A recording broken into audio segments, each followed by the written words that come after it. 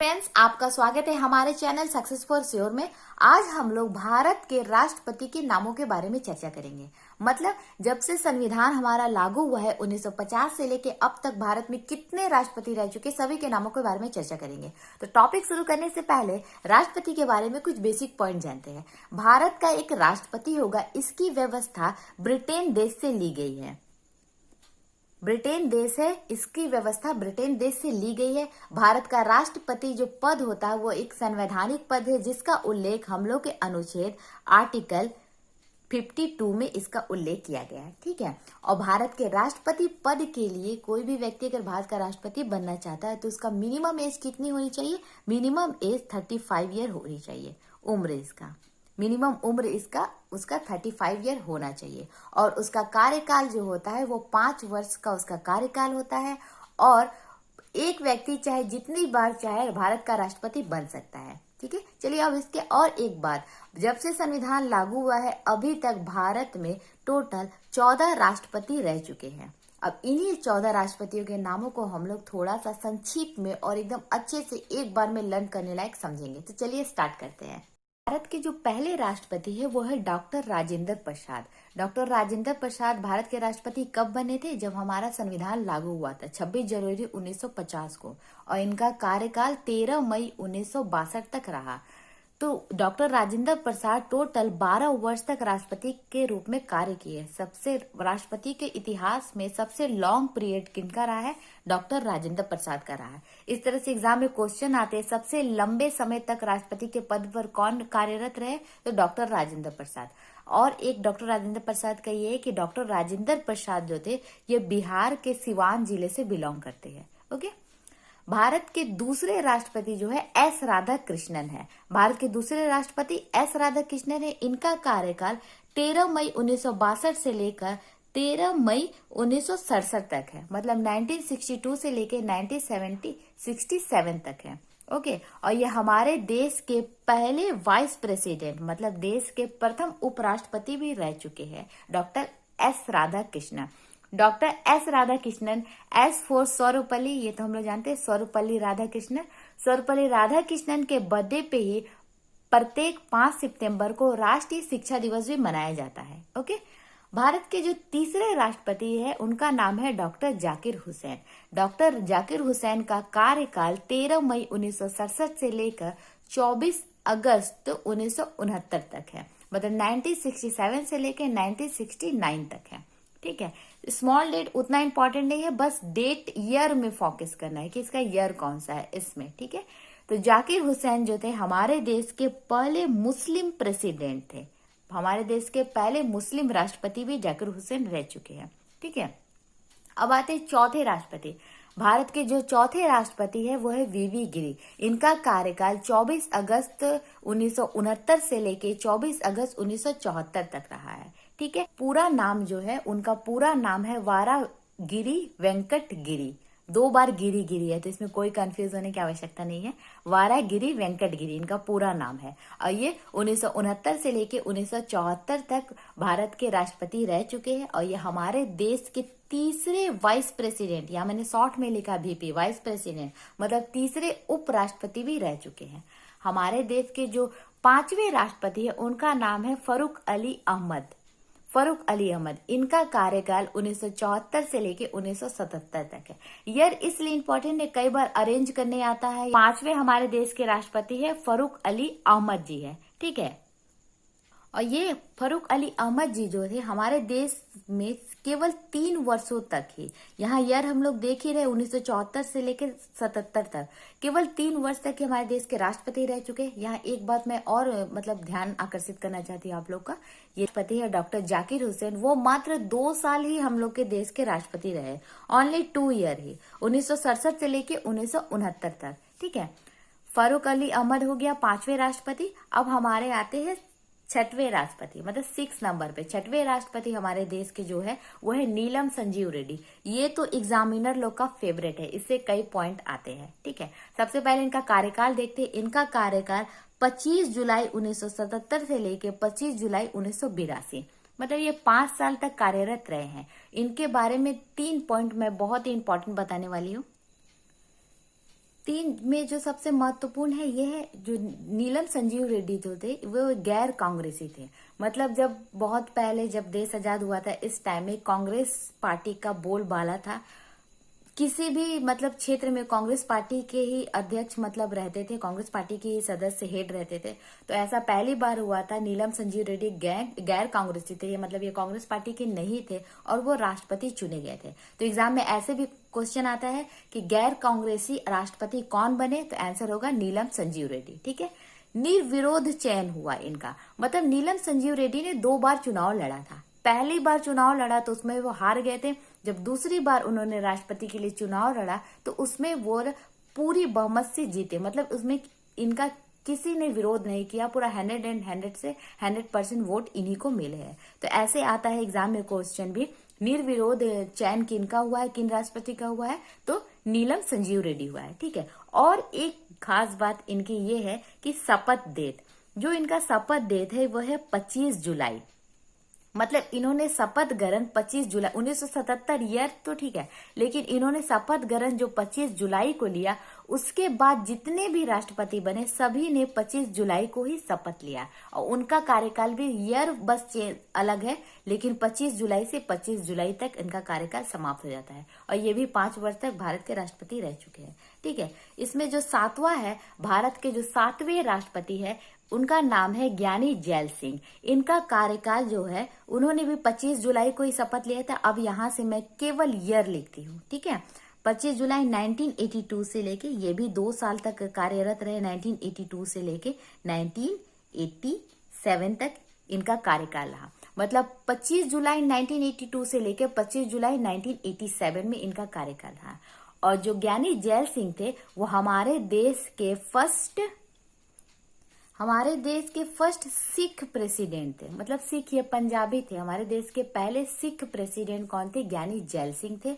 और ये प्रेसिडेंट बनने से पहले हमारे देश के गृह मंत्री थे। 1980 ईस्वी में हमारे देश के गृह मंत्री थे। और इससे पहले, गृह मंत्री से पहले, ये पंजाब के 1972 ईस्वी में ये पंजाब के सीएम भी रह चुके थे। ओके, हमारे देश के जो 8वें प्रेसिडेंट थे, 8वें राष्ट्रपति थे, उनका नाम था आर वेंकट रमन।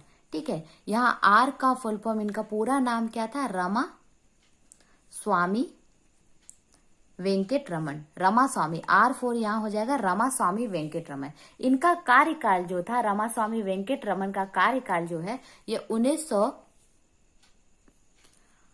रमा स्वामी वेंकट रमन, इनका कार्यकाल 1987 से लेकर 1992 तक था। ठीक है, यहाँ मैंने शॉर्ट में लिखा 1987 से लेकर 1992 तक था। और वह आर वेंकट रमन जो थे हमारे देश के 7वें वाइस प्रेसिडेंट थे। मैं शॉर्ट में लिख देती हूँ, हमारे देश के 7वें वाइस प्रेसिडेंट थे, मतलब 7वें उपराष्ट्रपति थे। ठीक है, हमारे देश के जो 9वें राष्ट्रपति थे उनका नाम था शंकर दयाल शर्मा। इनका कार्यकाल 1992 से लेके 1997। यहाँ मैं एक डेट मेंशन करने वाली, नीलम संजीव रेड्डी के बाद जो शपथ ग्रहण का जो समय मतलब डेट था, स्मॉल डेट था, वो 25 जुलाई था। मतलब इनका कार्यकाल, सभी का कार्यकाल 25 जुलाई 1987 से लेके 25 जुलाई 1992। शंकर दयाल का कार्यकाल 25 जुलाई 1992 से लेके 25 जुलाई 1997। ठीक है, शंकर दयाल जो शर्मा थे हमारे देश के 8वें वाइस प्रेसिडेंट थे, यानी 8वें उपराष्ट्रपति थे। और ये शंकर दयाल शर्मा MP के मतलब मध्य प्रदेश के CM भी रह चुके हैं। ठीक है, अब आते हैं हमारे देश के 10वें राष्ट्रपति। हमारे देश के 10वें राष्ट्रपति KR नारायण है। ठीक है, KR नारायण, यहाँ K4 हो जाएगा कोच्चि रील और R हो जाएगा रमन। इनका पूरा नाम था कोच्चि रील रमन नारायण। इनका जो कार्यकाल है वो 1997 से लेके 2002 तक है। ठीक है,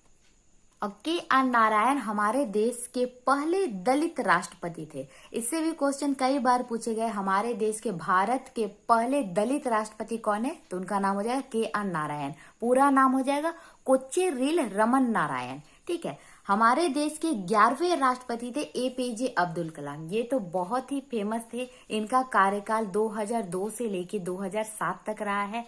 इनका APJ अब्दुल कलाम का पूरा नाम था अबुल पाकिर जैनुलाब्दीन अब्दुल कलाम। ठीक है, इन्हें मिसाइल मैन ऑफ इंडिया के नाम से भी जाना जाता है। ये भी क्वेश्चन कई बार आते हैं कि मिसाइल मैन ऑफ इंडिया के नाम से किनको जाना जाता है, तो एपीजे अब्दुल कलाम। पूरा नाम है अबुल पाकी जैनुलाब्दीन कलाम। ठीक है, इनका एक बहुत ही फेमस बुक है जिनका नाम है विंग्स ऑफ फायर, जिसका नाम है विंग्स ऑफ फायर। ये भी एग्जाम में क्वेश्चन है, विंग्स ऑफ फायर किसके द्वारा लिखा गया है, तो एपीजे अब्दुल कलाम के द्वारा लिखा गया है। ठीक है, हमारे देश की जो 12वीं राष्ट्रपति है वो है प्रतिभा पाटिल। इनका पूरा नाम होता है, यहाँ पर ही हम लोग को सिंह ऐड करना है। ठीक है, इनका पूरा नाम है प्रतिभा सिंह पाटिल। ठीक है, इनका पूरा नाम क्या है, प्रतिभा सिंह पाटिल। और इनका कार्यकाल 2007 से लेके 2012 तक रहा है। ये इनके विषय में एक बात खाली, ये हमारे देश की फर्स्ट फीमेल प्रेसिडेंट है। ये प्रतिभा सिंह पाटिल इनका पूरा नाम है, हमारे देश की पहली महिला राष्ट्रपति है। ठीक है, हमारे देश के 13वें राष्ट्रपति है, उनका नाम है प्रणब मुखर्जी। 2012 से लेके 2007 तक इनका कार्यकाल रहा है।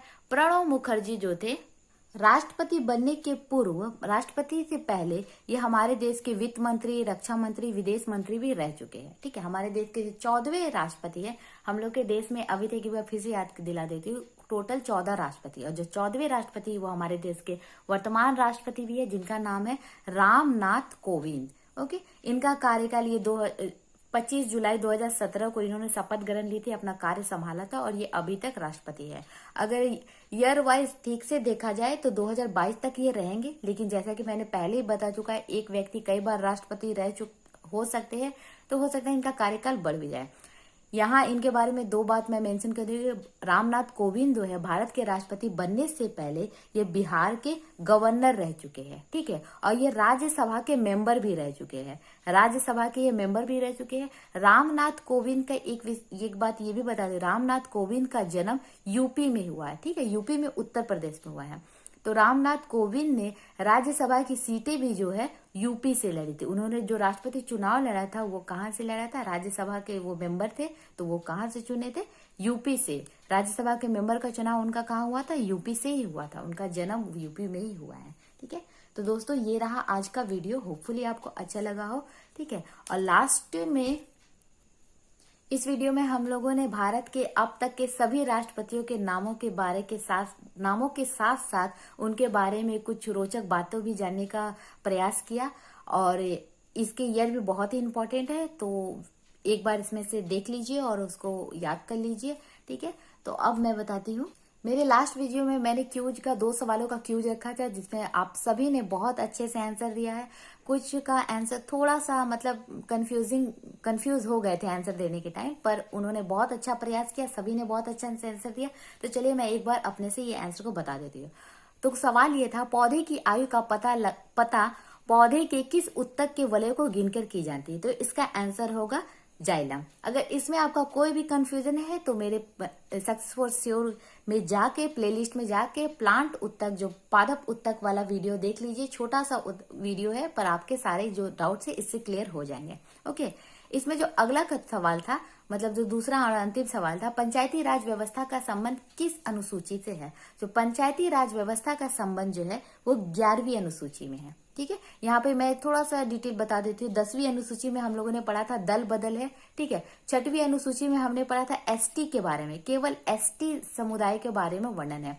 और 12वीं अनुसूची में हम लोगों ने पढ़ा था नगर पालिका। ठीक है, नगर पालिका का वर्णन है। तो 11वीं अनुसूची किससे संबंधित है, पंचायती राज व्यवस्था से। इस वीडियो में मैंने 2 सवालों का एक छोटा सा क्यूज रखा है, तो चलिए उसको देख लेते हैं।